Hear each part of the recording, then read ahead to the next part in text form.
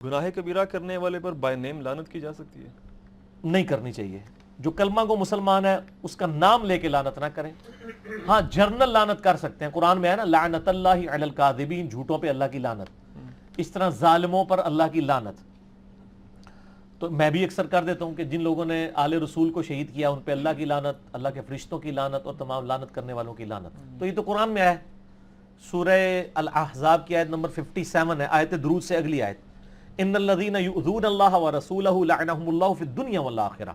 جو لوگ اللہ اور اس کے رسول کو تکلیف دیتے ہیں ان پہ دنیا اور آخرت کی زندگی میں اللہ کی لعنت ہے, اور اللہ نے ذلیل و خوار کر دینے والا عذاب ان کے لیے تیار کر رکھا ہے.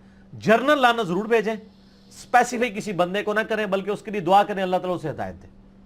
جو مر چکا ہے اس کو تو اب ہدایت نہیں مل سکتی, جو زندہ ہے اس کی.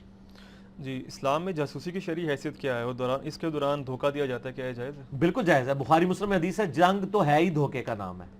نبی علیہ السلام بھی جاسوس روانہ کیا کرتے تھے. ایون بخاری مسلم میں یہاں تک آتا ہے, صحابہ کرام کہتے ہیں آپ علیہ السلام نے کوڈ ورڈز بھی رکھے ہوئے تھے. اگر آپ ہمیں کہتے تھے نا صبح ہم مشرق کی طرف کوچ کریں گے تو اس کا مطلب مغرب ہوتا تھا, تاکہ وہ خبر لیک نہ ہو.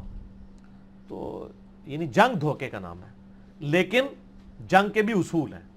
آپ جس قوم کے ساتھ آپ کا پیس ٹریٹی ہے, آپ اس کے خلاف گوریلا وار نہیں کر سکتے, اعلانیہ جنگ ڈکلیئر کرنی ہوگی. ورنہ انڈیا پاکستان میں جو کچھ دونوں طرف سے ہو رہا ہے اور اس کی وجہ سے عوام الناس جس تکلیف سے گزر رہی ہے وہ آپ کے سامنے ہے.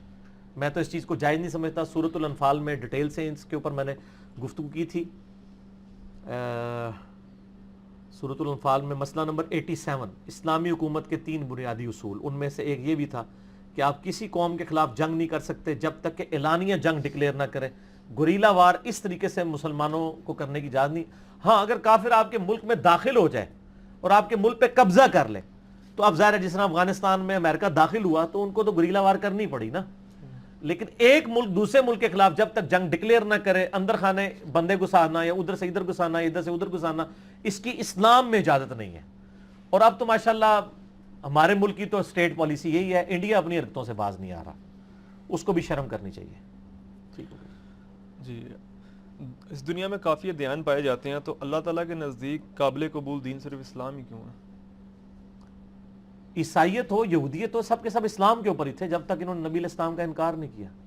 ان الدین عند اللہ الاسلام, اللہ کے حضور ایکسیپٹیبل ریلیجن اسلام. یہ اس لیے کہ اسلام تمام پیغمبروں کا دین ہے, یہ کوئی مسلمانوں کی جاگیر نہیں ہے. مسلمانوں نے کب کہا ہے کہ اسلام کے بانی نبی علیہ السلام ہے؟ اسلام کا بانی کون ہے؟ اللہ. یہ سارے پیغمبر ہیں, آدم علیہ السلام سے لے کر پھر نوح علیہ السلام, پھر ابراہیم علیہ السلام, موسیٰ علیہ السلام, عیسیٰ علیہ السلام. مسئلہ نمبر میرا 114 ہے رسولوں کی دعوت پہ. میں نے اس میں بتایا کہ اللہ تعالیٰ نے ہزاروں پیغمبر مبعوث کیے ہیں. مسند احمد میں ایک روایت ہے, اس کی صحت پہ اختلاف ہے, 1,24,000 پیغمبر, جن میں سے 315 رسول تھے. سب کی دعوت ایک ہی تھی, مسلم تھے سب, سر تسلیم خم کرنے والا. بلکہ آپ کسی بھی ریلیجن کے ماننے والے کو پوچھیں تو وہ یہ کہے گا کہ ہم خدا کے احکامات پر عمل کرتے ہیں, اس کے سامنے سر جھکاتے ہیں. تو سر اسی کی عربی میں نام اسلام ہے.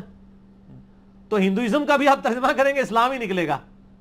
یہودیوں سے پوچھیں وہ کہیں گے ہم اپنے ول آف گاڈ کے مطابق چلتے ہیں, تو اسی کا نام اسلام ہے, مسلم.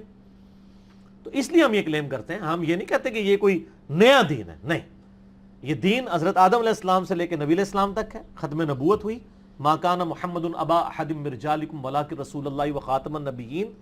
یہ سارے پیغمبر اسلام کے ہی پیغمبر ہیں. سلسلہ نبوت ختم ہوا ہے, باقی جو پیغمبر پچھلے بھی اسلام والے تھے, نبی علیہ السلام بھی اسلام کی دعوت لے کے آئے. یہ کوئی نیا دین نہیں ہے. قرآن کھول کے دیکھ لیں, عیسیٰ علیہ السلام بھی مسلم اپنے آپ کو کہتے ہیں, ابراہیم علیہ السلام بھی مسلم کہتے ہیں. ٹھیک ہے, تو یہ آپ نام کچھ بھی رکھ لیں اس کا. ہم اردو میں مسلمان کہہ رہے ہوتے ہیں, فارسی میں مسلمان کہہ رہے ہوتے ہیں, مسلم بھی نہیں کہہ رہے ہوتے, جو مرضی رکھ لیں, ہے تو اسی کے آف شوٹس ہی ہیں نا سارے نام.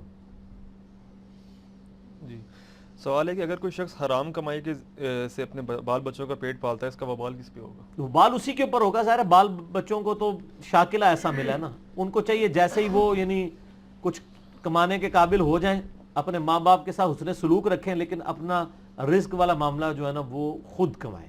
بس یہی جواب دوں گا میں. صحیح. جی, اگلا سوال ہے, کیا عام بینکوں میں فکس ڈپازٹ کروا